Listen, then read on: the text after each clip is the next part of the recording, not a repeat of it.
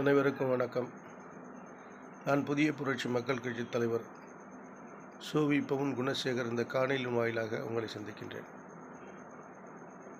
இந்திய நாட்டிற்கு எப்போதெல்லாம் பேராபத்து வருகிறதோ, இந்திய நாட்டில் எப்பொழுது வன்முறைகள் நிகழ்கிறதோ, அப்பொழுதெல்லாம் இந்த நாட்டை இந்த மன்னர்கள் ஆளவில்லை. இந்த நாட்டை கட்டுப்படுத்தும் அதிகாரம் நீதியரசர்களுக்கு மட்டும்தான் இருக்கிறது. ஆகவே மக்களுக்கு பாதிப்பு வரும்போது, வன்முறை நிகழும்போது, எங்கெல்லாம் வன்முறை நிகழ்கிறதோ அப்போது நீதியை வழங்குவதும் இந்த நாட்டை ஒருமைப்படுத்துவதும் நீதியரசர்கள் தான் என்பதை இந்த நேரத்திலே நான் பெருமையோடு தெரிவித்துக் கொள்கிறேன். நீதியரசர்கள் இல்லை என்றால், ஐயா நீதிபதிகள் இல்லை என்றால் இந்த நாடு இல்லை என்று தான் நான் சொல்லுவேன்.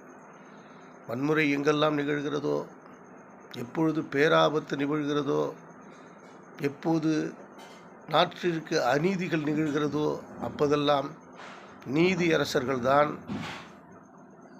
நீதி வழங்குகிறார்கள், மக்களுக்கு நன்மையை செய்கிறார்கள், சரியான பாதையில் இந்த நாட்டை வழிநடத்துகிறார்கள்.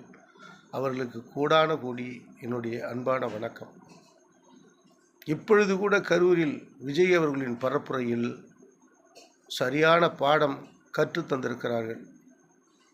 நான் சொல்கிறேன், இதுக்கு முழுக்க கரூரில் நடந்த இந்த 41 பேர் உயிரிழந்ததற்கு காரணம் முழுக்க விஜய் அவர்கள்தான், நடிகர் விஜய் அவர்கள்தான். காரணம் என்னவென்றால், அவர் குடும்பத்தில் ஒருவன் இறந்திருந்தால் தாங்க முடியுமா?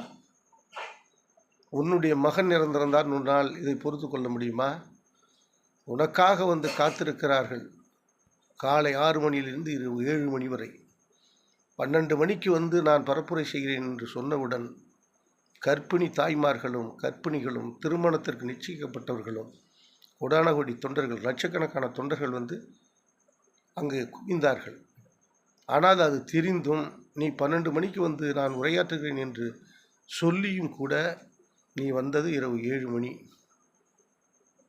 நாளே காலை 8:45 நான் நாமக்கல்லில் உரையாற்றுகிறேன், பரப்புரை செய்கிறேன் என்று நீ அறிவித்துவிட்டு உன் வீட்டிலே 8:45 கிளம்புகிறாய். ஆக எவ்வளவு மெத்தனம், எவ்வளவு ஆணவம்! திரைப்படத்தில் நடிக்கிற ஒரு நடிகர் என்பதால், அது மட்டுமல்லாமல் உன்னிடம் பணம் இருப்பதால் பணம் கொடுத்து விட்டால் போதுமா? ஆணவம். ஆகவே நீ திட்டமிட்டு இந்த மக்கள் நமக்காக, நம்ம ஒரு மிகப்பெரிய ஆண்டவன், நம்ம தான் கடவுள், நமக்காக காத்து கிடக்கட்டும், கூட்டம் அதிகமானால்தான் நம்மளை ஒரு பெரிய நமது இந்த 2024 நம்ம ஆளப்போகிறோம் என்ற ஒரு ஆணவத்தில் இந்த ஆணவ படுகொலையை நீ செய்திருக்கிறாய்.